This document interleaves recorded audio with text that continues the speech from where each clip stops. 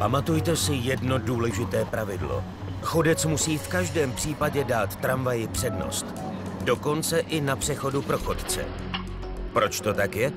Tramvaj je kolejové vozidlo, nemůže se vyhnout. Jede tam, kam jí koleje vedou. V případě nebezpečí může řidič tramvaje pouze intenzivně brzdit.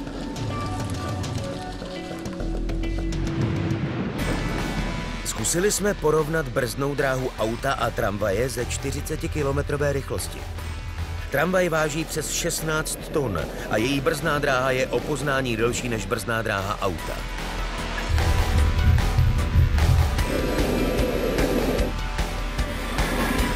Jak vidíte, tramvaj má svou přednost plným právem.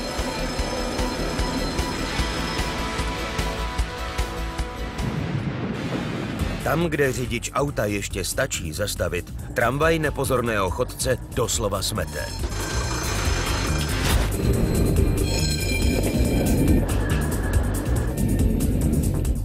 Nedat přednost tramvaji může být osudné.